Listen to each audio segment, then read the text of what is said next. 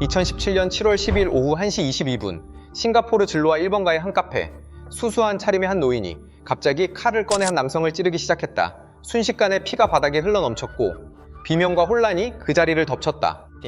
부상을 입은 남성은 도망치기 시작했지만 멀리 가지 못하고 심각한 부상으로 인해 벽에 부딪혀 문다거리의 한 식당 앞에 쓰러졌다. 숨이 넘어가기 직전이었다. 식당 직원이 부상자를 발견하고 도우려 했으나 바로 그때 범행을 저지른 노인이 그들을 밀어내며 구하지 말라고 그냥 죽게 내버려 두라고 했다. 그리고 그는 조용히 옆에 서서 그가 숨을 거두는 것을 지켜봤다. 그는 핸드폰을 꺼내 전화를 한 통 걸었고 전화를 끊은 뒤 한시름 놓은 듯 칼을 내려놓고 경찰이 오기를 기다렸다. 이후 확인 결과 범행을 저지른 자는 싱가포르의 유명한 부호, 당시 69세의 해운 재벌 천난청이었으며 그가 길거리에서 찌른 사람은 바로 자신의 38세 사위였다. 피해자는 병원으로 이송되기 전에 이미 숨을 거뒀으며 오후 2시 13분에 사망 선고를 받았다. 그런데 사건 이후 여론은 오히려 천난청에게 동정과 이해를 표했고 심지어 수만 명이 탄원서에 서명하며 선처를 호소했다. 도대체 어떤 이유로 한때 위세를 떨쳤던 이 부호가 자신의 남은 인생을 걸고 사위를 직접 처단하기로 결심한 것일까? 천난청은 1948년에 태어났으며 고향은 광둥성 잔장이었다. 어릴 때 부모님을 따라 싱가포르로 건너왔다. 당시 해운업계는 막 성장하기 시작한 시기였다. 집안의 장남으로서 고등학교 졸업 후 가계 부담을 덜기 위해 부두 노동자로 일하며 생활비를 보탰다. 남동생과 여동생의 학비도 모두 그가 홀로 부담했다. 생활의 압박이 그를 무너뜨리진 못했고 일을 하면서 많은 경험과 인맥을 쌓았다. 머리가 좋았던 그는 사업 기회를 포착했다. 1974년 9월 당시 26세였던 천난청은 스스로 모은 돈과 은행 대출을 더해 아내와 남동생과 함께 TNS 운송회사를 설립했다. 회사 이름 TNS는 천난청의 영문 이름 이니셜에서 따온 것이었다. 이후 싱가포르 경제의 고속 성장이라는 흐름을 타고 천난청의 회사는 점점 더 커졌다. 10년이 채 안 되어 싱가포르 상위 10위 안에 드는 해운회사로 성장했고 최종적으로는 물류, 부동산, 엔터테인먼트 등 여러 산업을 아우르는 그룹으로 발전했다. 소속 직원 수만 해도 수천 명에 달했다. 한때 이름도 없었던 부두 노동자가 맨손으로 시작해 90년대 초에는 자산이 1,000만 싱가포르 달러에 이르렀고 천난청의 이름은 세상에 널리 알려졌다. 사업은 성공했지만 가정에서는 시련을 겪었다. 아내와 결혼 후 세 딸을 낳았고 함께 사업을 운영했지만 감정적으로 균열이 생겨 결국 이혼으로 마무리됐다. 천난청은 세 딸을 정성껏 키웠고 딸들의 감정을 배려해 이 거물은 재혼도 하지 않았다. 딸들이 졸업하자마자 모두 자신의 회사에 자리를 마련해 주었다.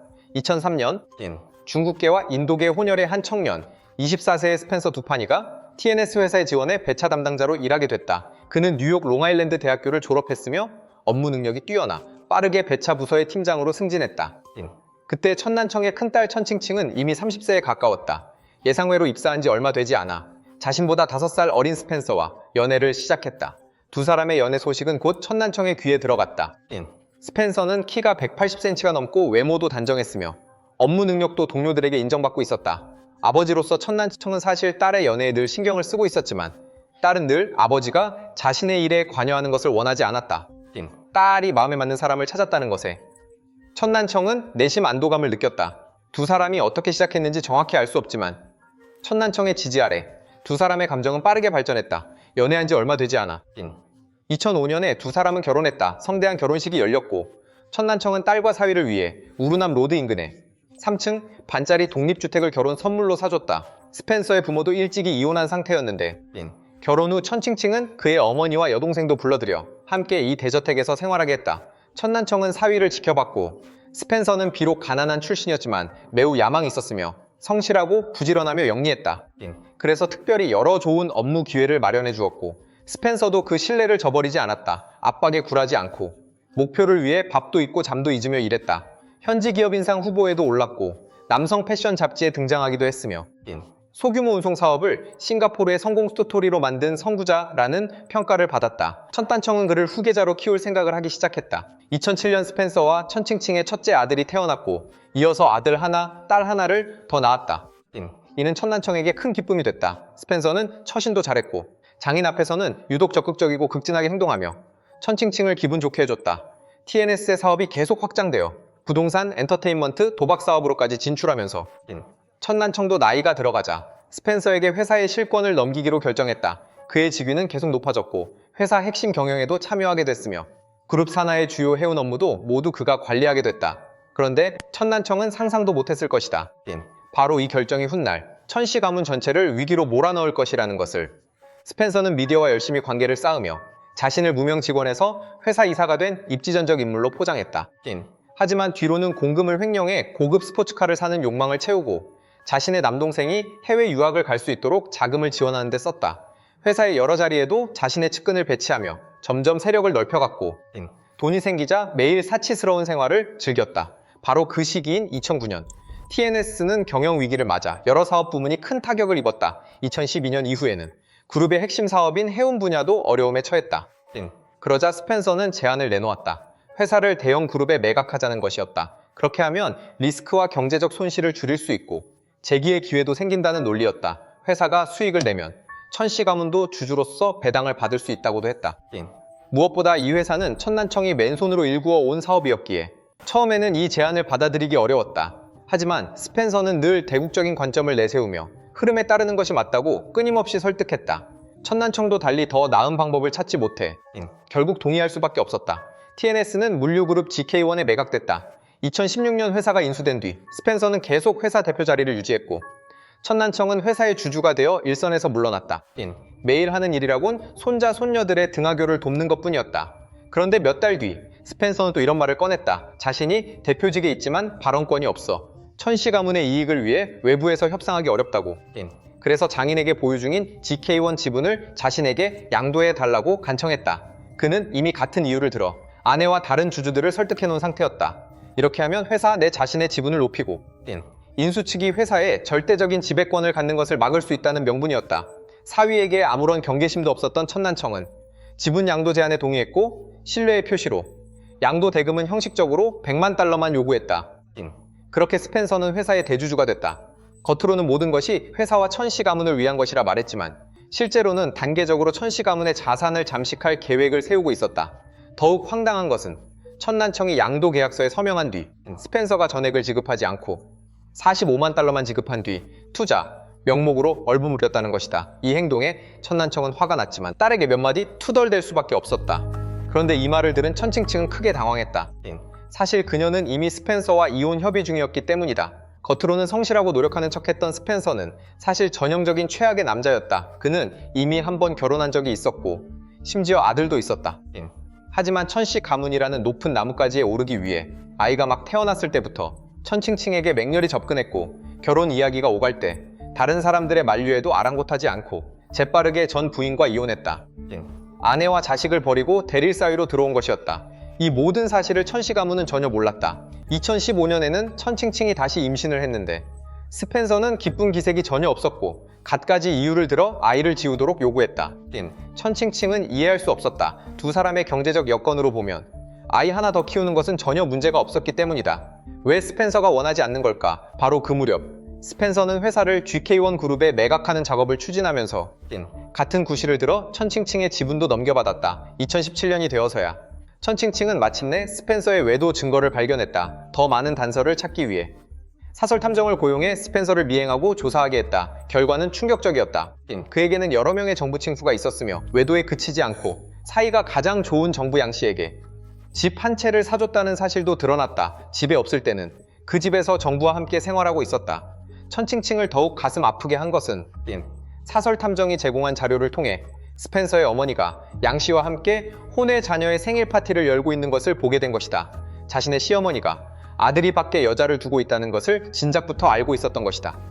이 집안은 완전히 천씨 가문을 안중에도 두지 않고 있었다. 천칭칭은 즉시 스펜서에게 이혼을 요구했다. 명백한 증거 앞에서 스펜서도 바로 속내를 드러냈다. 그는 천칭칭에게 양 씨와의 사이에 자녀가 둘 있으며 큰아이는 이미 4살에 가깝다고 털어놓았다. 그러면서 이미 이렇게 된 이상 이혼은 할 수 있지만 새아이의 양육권은 갖고 싶다고 했다. 두 사람은 양육권 문제로 몇 달간 사적으로 다툼을 이어갔다. 스펜서는 천칭칭에게 당분간 이 일을 아무에게도 알리지 말자고 했다. 아이들이 알면 상처를 받을 테니 아이들이 크거나 이혼 수속이 끝난 뒤에 공식적으로 알리자고 했다. 천칭칭은 그가 정말 아이들을 생각하는 것이라 여기고 동의했다. 아버지를 만날 때마다 이 이야기를 꺼내지 않았고 두 사람 사이의 갈등을 누구에게도 말하지 않았다. 하지만 이 모든 것은 스펜서의 속임수였다. 시간을 벌어 천씨 가문의 지분을 완전히 빼앗으려는 계략이었다.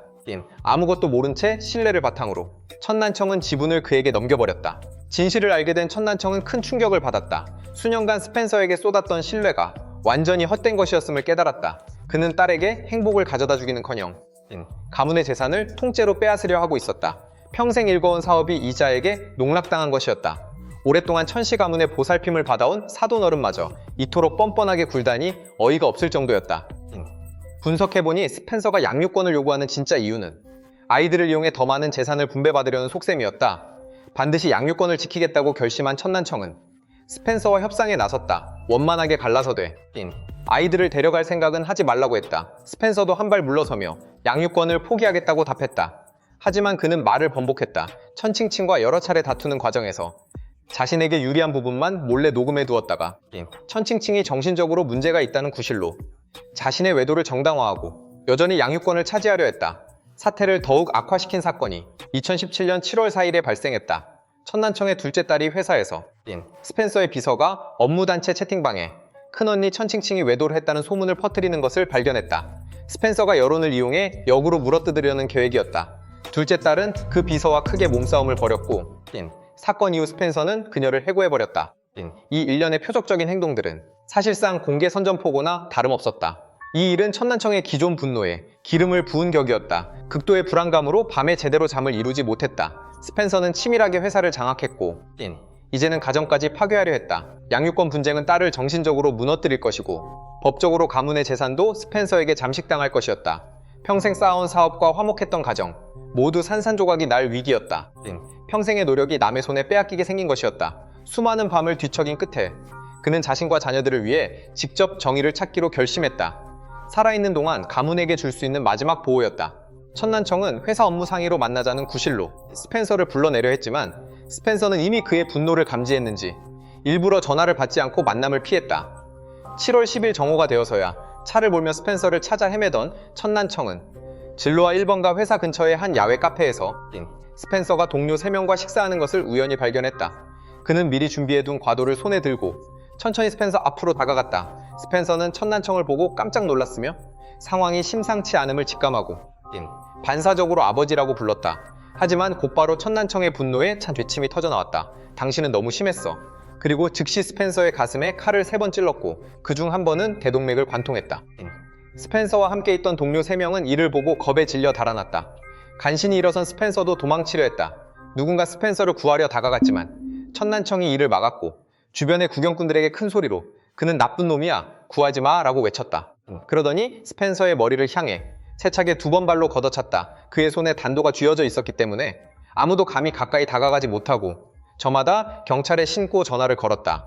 스펜서가 움직이지 않는 것을 보고 천난청은 조용히 핸드폰을 꺼내 천칭칭에게 전화를 걸었다. 당시 천칭칭은 차를 운전하는 중이었다. 아버지의 분노가 극에 달했다는 것을 알고 있었고 아버지가 무슨 일을 저지를까 두려웠는데 전화를 받은 뒤 대성통곡했다. 천난청은 말했다. 나 밤에 잠을 못 잤어. 이미 그 짤을 죽였다. 울지 마. 나는 이미 늙었으니 감옥에 가도 상관없어. 경찰에 체포된 천난청은 범행 동기와 경위를 진술했고 후회하지 않는다는 말을 거듭했다. 이틀 후 그는 살인죄로 기소됐다. 대낮에 중심 업무지구에서 공개적으로 사람을 죽인 이 심각한 살인 사건은 싱가포르에서 큰 파장을 일으켰다. 사람들은 범행자가 법을 무시했다고 비난했다. 하지만 언론의 후속 보도로 사건 뒤에 숨겨진 진실이 드러나고 사람들이 전말을 이해하게 되면서 여론은 뒤집혔다. 모든 사람들은 분노에서 감탄으로, 감동으로, 그리고 이해로 변해갔다. 심지어 어떤 이들은 천난청이 용감한 아버지이며 자신만의 방식으로 딸을 보호한 것이라고 했다. 순식간에 인터넷에는 수만 통의 탄원 서한이 올라왔고 판사에게 선처를 호소했다. 그럼에도 불구하고 법대로 처리해야 했다. 한 사람의 목숨이 사라진 것이고 많은 사람들이 목격한 살인 행위는 살인 동기가 이해할 만하다는 이유로 봐줄 수 없는 일이었다. 천난청은 분명히 복수를 위해 범행을 저지른 것이었으며 검찰 측은 천난청이 냉혈하게 살인을 저지르고 다른 행인들이 피해자를 구하는 것까지 막았다고 강하게 비난하며 법원이 엄히 처벌해 다른 사람이 자신의 방식으로 타인을 응징할 수 있다는 생각을 경계해야 한다고 주장했다. 살인죄로 기소된 천난청은 정신건강병원 의사의 진단을 통해 사건 발생 당시 심각한 우울증 상태였던 것으로 확인됐다. 억압된 세월 동안 폐결핵에 걸렸고 2차례 심장마비를 겪었으며 다른 건강 문제들도 있었다. 그래서 2020년 9월 21일 천난청의 혐의는 최종적으로 과실치사로 감경됐다. 사형은 면했지만 법원은 징역 8년 6개월을 선고했고 그의 나이 50세가 넘었음을 고려해 태형은 면제됐다. 이것으로 일이 마무리되는 듯했으나 천난청이 선고를 받은 뒤 스펜서의 정부 양씨가 법원의 천칭칭을 상대로 소송을 제기했다. 그녀는 2012년부터 스펜서가 차 구입과 아버지 사업 투자 명목으로 자신에게 40만 싱가포르 달러 이상을 빌려갔다고 주장하며 이제 스펜서가 죽고 범인이 감옥에 갔으니 채무는 천칭칭이 상환해야 한다고 했다. 법원이 조사한 결과 스펜서는 양 씨와 불륜 관계를 유지하는 동안 공금을 이용해 두 사람의 부동산을 사고 해외여행을 다니고 두 사람을 위한 명품을 구입하는 등 전체 지출이 차용증의 340만 달러를 훨씬 초과하는 것으로 드러났다. 그럼에도 천칭칭은 원만히 마무리하기 위해 자신의 차 한 대를 양 씨에게 넘겼다. 정부의 소송이 끝난 뒤 11월 21일 스펜서의 64세 어머니가 법원에 소송을 제기했다. 천 씨 가문이 스펜서가 다하지 못한 부양 의무를 완수해 매달 5,050달러의 부양비를 지급하고 계속해서 천 씨 가문의 집에 살 수 있게 해달라고 요구한 것이었다. 결국 2020년 12월 13일 법원은 천난청이 스펜서의 어머니에게 배상금 50만 싱가포르 달러를 지급하도록 판결했다. 그 외에도 스펜서의 아버지와 전처도 나서서 유산 쟁탈전에 가담했고 사망 당시 착용했던 리샤르밀 시계에 행방을 두고서도 소송이 벌어졌다. 한동안 잡음이 이어지다가 차츰 사람들의 관심에서 멀어졌다. 8년 징역을 선고받은 천난청은 2023년에 복역을 마치고 출소했고 딸은 가끔 온라인에 온 가족이 여행하는 사진을 올리기도 했다. 2025년 8월 10일 출소한 지 2년이 지난 천난청은 잠든 사이 심장마비로 조용히 세상을 떠났다. 향년 77세였다. 처음부터 스펜서는 아내와 자식을 버리고 천 씨 가문에 들어왔으며 그의 출세 과정은 처음부터 이익을 위해 정교하게 포장된 약탈이었다. 천 씨 가문의 자원을 손에 넣은 뒤 그는 출세의 사다리를 타고 올랐으며 가족 모두가 팔자를 바꿨다. 천난청은 14년의 시간을 들여 그를 키우고 높은 자리에 올려줬지만 배신이 수면 위로 드러난 그 순간 천 씨 가문에게 그는 이미 가족이 아니었으며 천 씨 가문을 폭파시키기 위해 빠르게 타오르는 시한폭탄이었다. 하지만 그는 자신의 가치가 남에게서 빼앗은 것들을 온전히 감당할 수 없다는 사실을 무시했다. 타인의 밑바닥을 반복해서 건드린 결과는 자신을 돌이킬 수 없는 나락으로 밀어넣는 것이었다. 천난청은 자신의 남은 생을 걸고 그의 달콤한 꿈을 산산이 부수었다. 문다거리의 비극은 한 노인의 충동적인 행동이었지만 동시에 한 사업가이자 아버지가 마지막으로 선택한 손실을 막는 방법이기도 했다. 법에 따라 천칭칭과 자녀들은 스펜서의 모든 자산을 상속받았다. 천난청은 가장 극단적인 방법으로 이 생에서 가장 큰 투자 실수를 바로잡았다. 하지만 누구에게도 타인의 생명을 빼앗을 권리는 없기에 그는 평안한 노년을 보낼 수 없다는 대가를 치러야 했다. 스펜서는 돈을 벌 운명이었지만 쓸 목숨이 없었으니 헛수고만 한 셈이었다. 이상으로 이번 내용을 마칩니다. 마지막으로 좋아요 잊지 마세요. 안녕히 계세요.